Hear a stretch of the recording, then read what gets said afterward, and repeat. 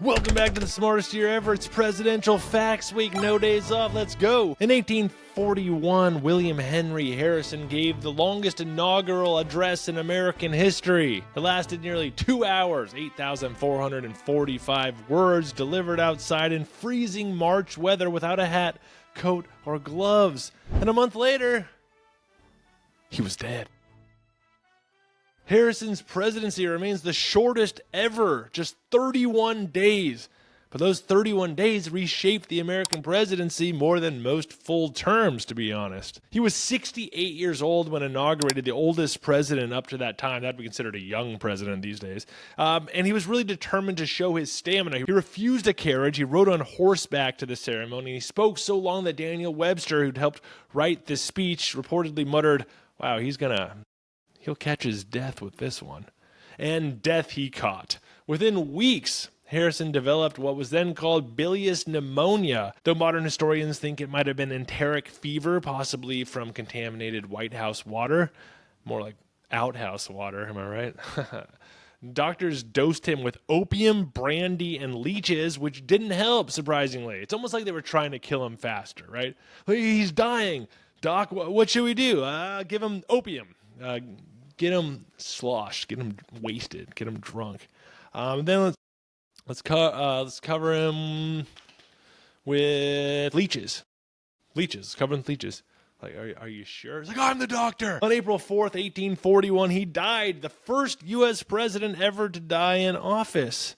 And that single event sparked a constitutional crisis. The Constitution said that if the president died, the powers and duties would devolve to the vice president. But it didn't actually say the vice president became president. No one had tested the rule before. Vice President John Tyler didn't wait for clarification. He rushed to Washington, took the oath of office, and declared himself president of the United States outright, not just acting president.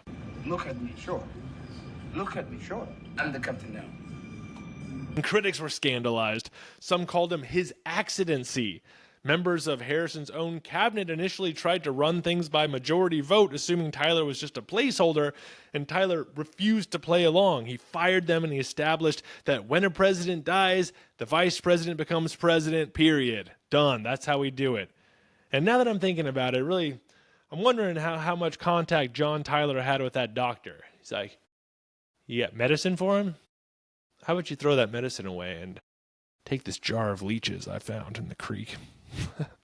And that precedent, though, stuck, and it wasn't formally written into law until the 25th Amendment in 1967, more than a century later. Every presidential succession since Harrison's death has followed the Tyler precedent. Public reaction was a mix of grief and dark humor. Newspapers eulogized Harrison as a tragic symbol of patriotic overexertion. One paper wrote, "He gave his life to his country and his lungs to his speech." Political opponents couldn't resist the irony. The man whose campaign slogan had been "Tip a canoe and Tyler too" had left America with just Tyler. But the moment proved something larger. For a young democracy still defining itself, Harrison's death forced the nation to confront a question it had never faced.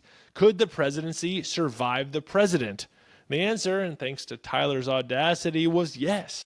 Despite the brevity of his term, Harrison left one powerful legacy, a country that now knew how to handle the death of a president. Before him, there was no clear chain of command. After him, there always would be. So there you have it. William Henry Harrison, the president who spoke the longest and served the shortest, a time when a short-term president set a long-term precedent. And that concludes Presidential Facts Week. That was a fun one for me. I really enjoyed that. I feel like I could just do 45, 47 in a row.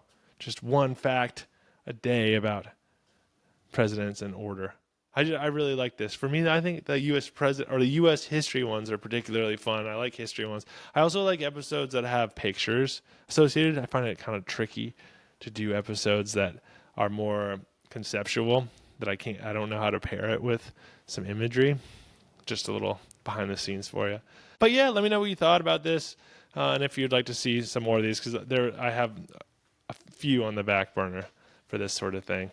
Go check out my sources, which can be found in the YouTube description. Leave me a comment, rate, like, subscribe, follow, share this with someone who likes this sort of thing. I'd appreciate that very much. Go check out the short version I do of all of these, that 45-second clip that I do, a condensed version of this episode. You can find me at Smartest Year Ever across social media for that. I'd really appreciate it. Find me there. And in the meantime, stay curious and stay clever on our quest to become the world's greatest conversationalist. I will see you tomorrow in the Smartest Year Ever.